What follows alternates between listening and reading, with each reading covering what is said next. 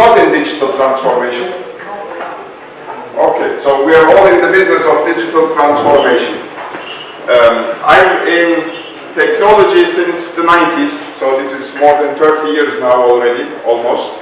I spent 12 years at Gartner. Before Gartner, I spent about 6-7 years at SAP, and I worked in Europe, Middle East, in different places, different industries, and I wrote about 5 books, mostly in Turkish, and so one is available in English as well.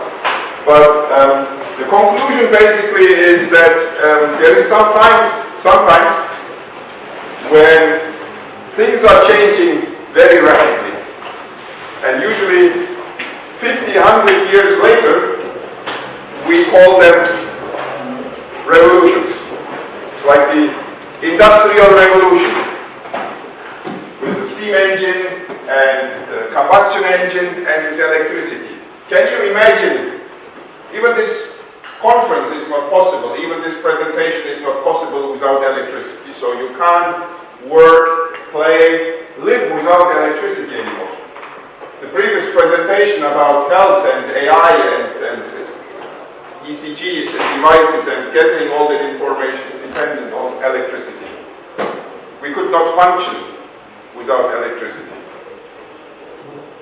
In the 90s, all of us were kind of, you remember, we were dialing into the internet, dial-up connections, and we lived all through that. We have a few younger people here who probably don't remember dial-up, who immediately started their careers with broadband and with mobile.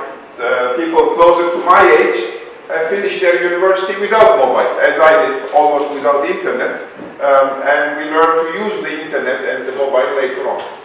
Today, life without the internet is not possible. Life without this device almost is impossible. So we are able to put this device aside. Our children are not. So it's glued to their hands. It's part of their body. It's part of one of their organs.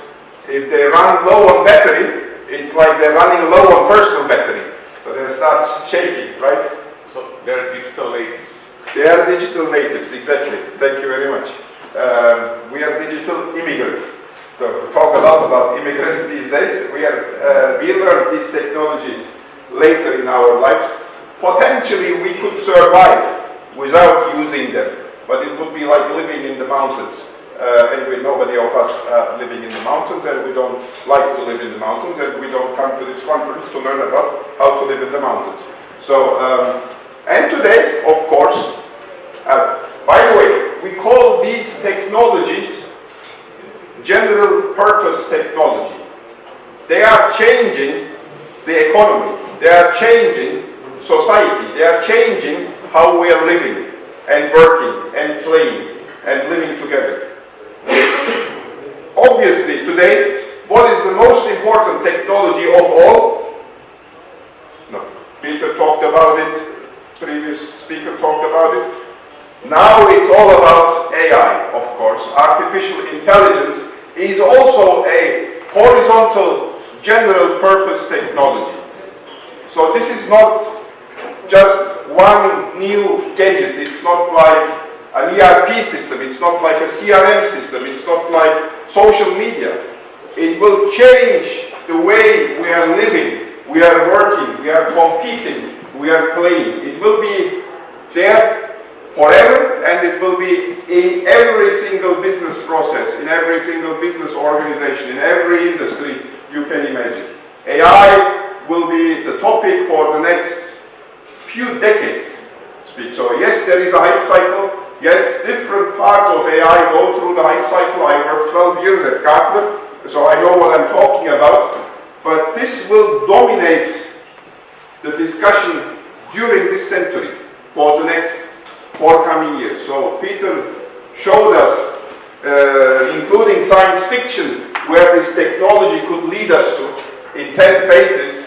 I don't know. I don't actually know what will happen tomorrow.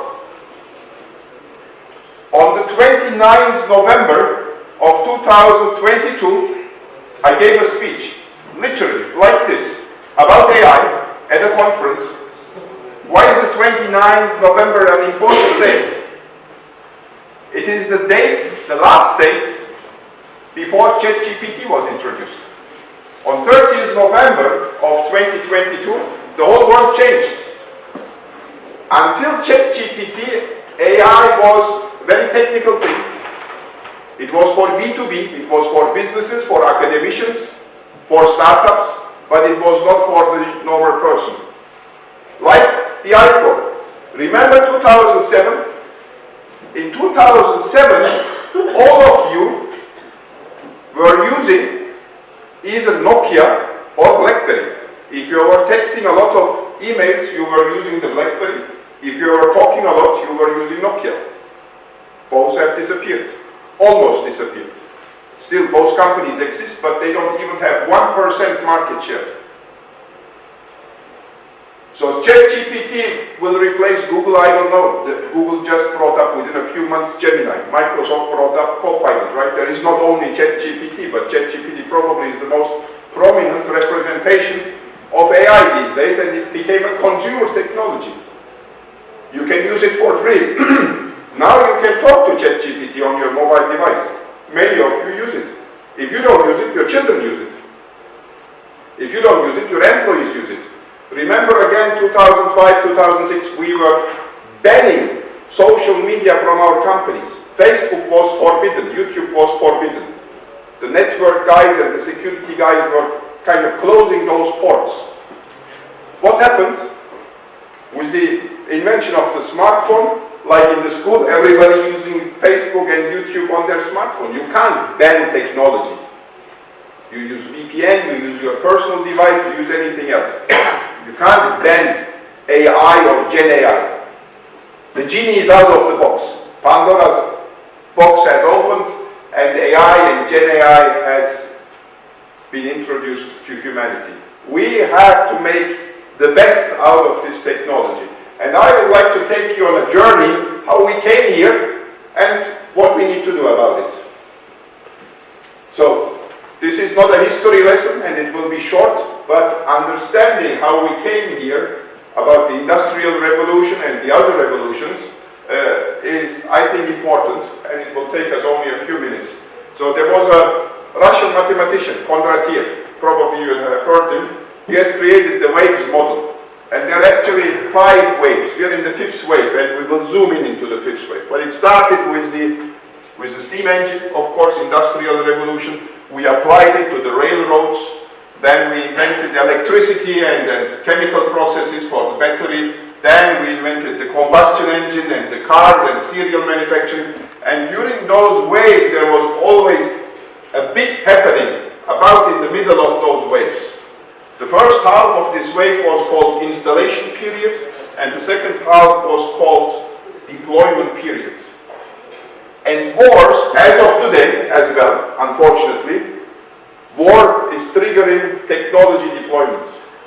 In this war, cybersecurity, AI, drones, and other autonomous weapon systems are deployed. Ukraine, Russia, also in Israel and other places, unfortunately. War is good for technology, it's not good for humanity, but it's usually, unfortunately, also good for economy and good for technology advancements. You can do a lot of experimentation during wartime. And it is triggering new innovation as well. Let's zoom in into the 5th wave. And I'm sure you heard all of these companies, right? Probably what is most important on this page, 1981, IBM PC. The grey box, the ugly box, but it changed a lot of things. And Windows was deployed on it later on. All of you had a personal computer. Probably some of the younger one jumped into the laptop era. 1998, Google was introduced. For those who remember, on the day Google was introduced, said, what kind of silly page is this? We were all using Alta Vista, Yahoo, or Lycos, or any other search engine.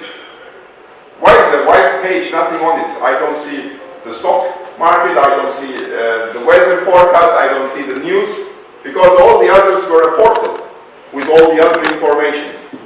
Google just focused on search. Today, the others are almost not existent. Again, Google has more than 80% market share in search. 2007, iPhone. 2022, ChatGPT. What will come next? Well, we'll see together. So my prediction is we will have personal AI.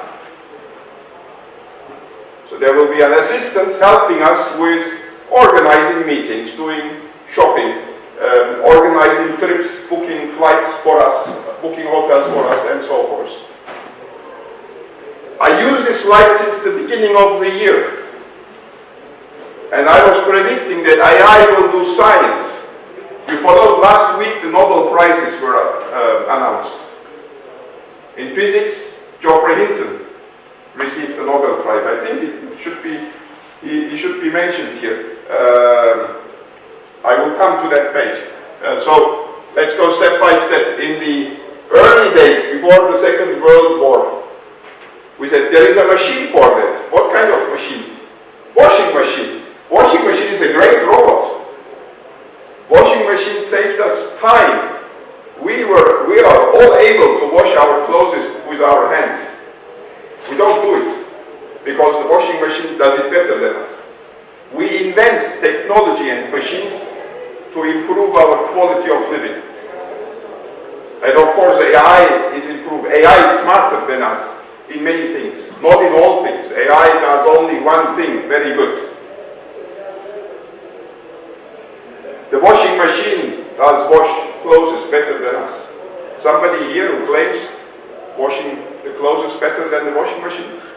No. See, that's the reason why we invented the truck, why we invented the washing machine, why we invented the dishwasher. They are all machines.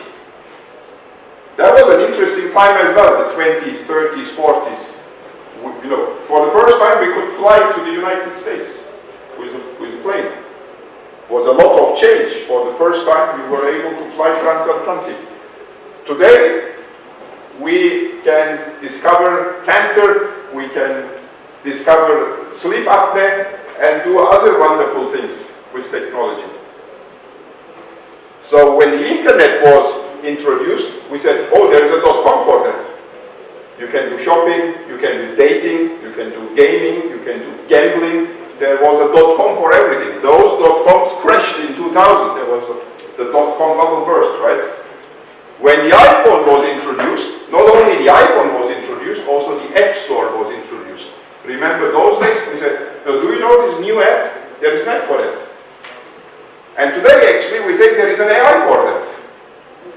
Because for everything, creating images, creating videos, creating avatars, creating games, creating text, whatever, email, you can use different AIs. There's not only ChatGPT, there's now hundreds of generative AI tools. And again, AI is bigger than Gen AI only. So let's look at what digital transformation is. Coming from a Gartner background or being academic a little bit, having written books, we usually tend to do a definition. So digital transformation is a means to a purpose. The end is sustainable success. The reimagining of all aspects of life, and we're talking business here mostly, but it's personal life, it's also business life, business functions, by using digital capabilities. How does this unfold? So let's look what changed in our lives. We don't read newspapers anymore. We don't buy books as much as we did. We can consume all those from our reader. I have all my library here. I have the Kindle application on my phone. I have all my books on my phone. I have all my music on my phone. This phone weighs 150 grams. And with all the books of the world, with all the music of the world, it still weighs only 150 grams. Remember those days when you were going on a road trip on a holiday? Which book you should take with you, which CD or cassette you should take with you is gone. It's all Spotify now. And you don't only have all the music. What is beautiful, and you as a business should consider this. Now, of all failures are human-dependent failures in healthcare. People die because the doctor is angry to his wife. You get a harder penalty in the courtroom in the afternoon than in the morning. because the judge is getting tired in the afternoon. AI needs to help him to do the right judgment. I don't say AI has to do the judgment. AI can suggest judgments to the judge and help him to stay in the boundary. The judge might not like me because I'm coming from whatever, or because I have long hair or whatever. But AI can tell him, okay, this is Halil, he only has, no, this is 100,000 euros penalty, or 5 days whatever penalty. And in the morning, to a similar thing, you gave just a similar penalty. Why higher now? So, second superpower, a second benefit of the superpower is precision. Think about pricing, think about planning, think about decision making, think about your supply chain, think about your stores or whatever business you are in. How precise are our decisions? And then look back for the last 10, 20 years. The precision of our business decisions became better and better. But all of us, including myself, even including the businesses who are providing analytic solutions or AI solutions, our favorite tool for analytics and reporting is what? Excel. There's no business I've ever seen who is able to do business planning or analysis without Excel. Excel is our favorite tool. It will remain like that because it's our personal tool. We can do with Excel whatever we want. It's usually called massaging the data. So we can manipulate the report, making us look better. This is usually what we do. But this, of course, decreases the precision of our business decisions, making it very, very personal and very, very emotional, which a business should not be about.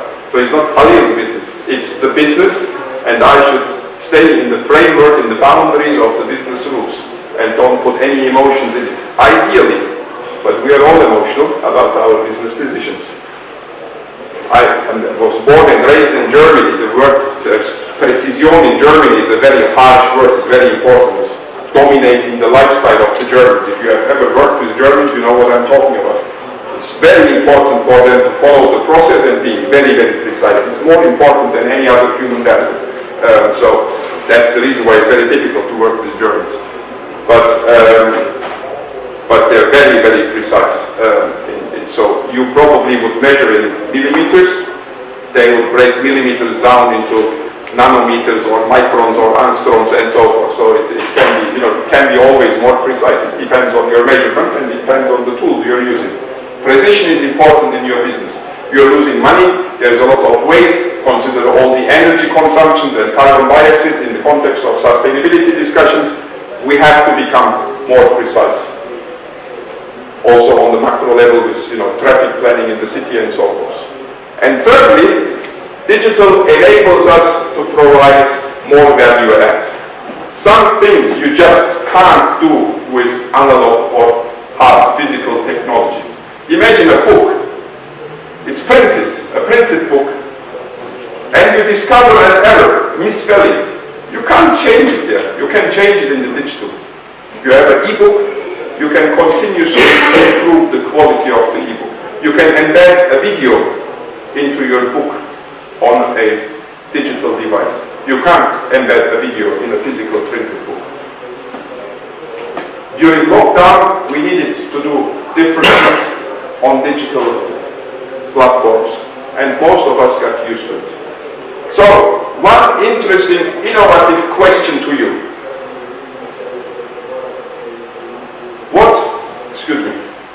What if you could stop time? Have you ever thought about this? What if you could stop time? It's impossible, right?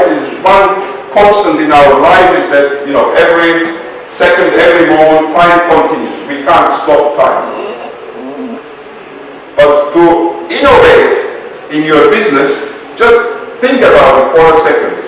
And I try to find a situation to explain this in a visual way. First, everybody familiar with the Matrix movies? You like the Matrix movies? There was this scene where Neo was on the roof of a building and Agent Smith was coming and shooting at him. And the bullets were running past him, right? and he was able to slow down time so he could better react to all the single bullets. I was using that video to talk about how to make time slower. Then somebody, I didn't watch the X-Men movies, but in the X-Men team, if you have watched the Marvel X-Men movies, there is Quicksilver. Quicksilver is almost as fast as time. So here is a scene where the X-Men team is trapped, and Quicksilver is moving faster than time. So you see that he's now discovering that the bullets are going towards his team. So he's putting the bullets aside. This whole scene is like 2 or 3 minutes. I shortened it down. So you can't stop time, but if you can speed up, accelerate what you're doing in your business processes, it has a similar effect. So imagine a retail situation. Checkout. How long do you think the credit card authorization is taking? No, how long? Up to 15 seconds. How much? Up to 15 seconds. Up to 15 seconds. So the real authorization from EMV, from Eurocard, MasterCard, Visa, is their SLA is actually 2 seconds. The whole checkout process takes 15 seconds probably. But when you swipe the credit card, or when you do the contactless touch of the credit card, the transaction going to the data center of Visa or MasterCard and giving back the confirmation is 2 seconds. 2 seconds is short, right? When you convert 2 seconds into milliseconds, you have 2000 milliseconds. Computers transact on milliseconds. So you could calculate fraud, pricing, campaigns, risk. Who is this customer? What is he buying? What can I offer else? Each of these queries, each of these functions take only milliseconds if you have the system for it. Even in the cloud, even in the back office. So you could engineer this whole checkout experience to serve your purpose, to serve this customer. So when you think in milliseconds, then you can't stop time, time will pass by, but you can accelerate your processes and time slows down. Another example on the shop floor at a factory.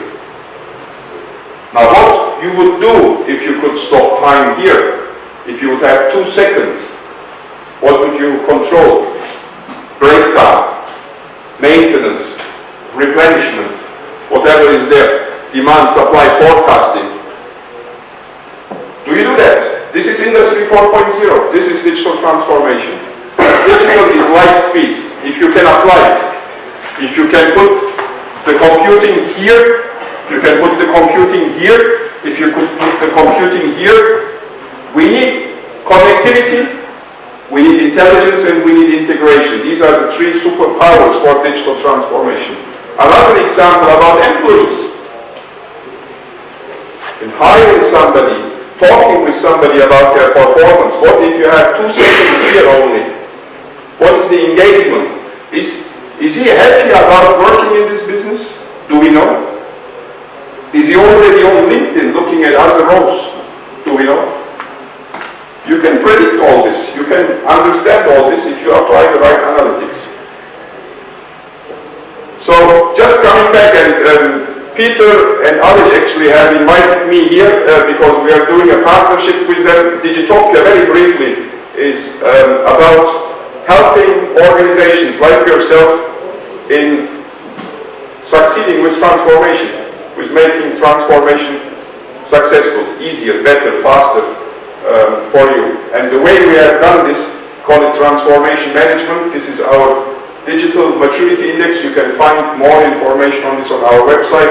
It's 6 dimensions for every industry. We have a template. It's always these 6 dimensions. We call it the digital velocity side, customer operations innovation. On the digital endurance side of people, governance, and technology. It's like this is the competitive advantage. This is the back office and the enablers, basically. And the digital maturity scales are from 1 to 5, very typical. And the current average in our database with hundreds of measurements, more than 1,000 measurements in total, is 2.95. This is at the end of last year. We are now approaching almost the end of this year, and we're seeing we're getting closer to 3, but it will not be 3. Probably it will end up at 2.99. So you see the progress has slowed down. From 21, there was still the COVID year. We've invested more in digital. It jumped to 2.89, and then it slowed down. It only jumped to 2.95. And this year it will be even less because of constraints in the economy and uncertainty and war and this and that. It will be not even 3 this year. And you see that over the years there's a gap between the laggards and the leaders. And this gap becomes great in different industries. So in manufacturing, the laggard is 174 and the leader is 385. There's 20 years, more than 20 years of gap between these two companies. This company is not able to compete if they don't change anything. They will be out of business in 5, 10 or 15 years if they don't change anything. The same with this company here in retail. The leading retailer we have measured is 3.8. Banks are even higher. Banks naturally are very digital in their nature. So what we create is an assessment like this. You get your overall score, you get your score in the 6 dimensions, and you get your benchmark. We also help you to define targets. We create also recommendations and your priorities, what you need to do and why. So you can access all this data on our website. You even can play with the website. We have this open, so we not just do this like consulting. This is a software platform which you can use every day. And Peter will be here, our representative in Serbia and the West Balkans. And Aleš will be our leader in Slovenia, our business partner. And they know each other very well. Probably you know them as well. And we'll do better. So digital transformations tend to fail, tend to stay late and run over budget.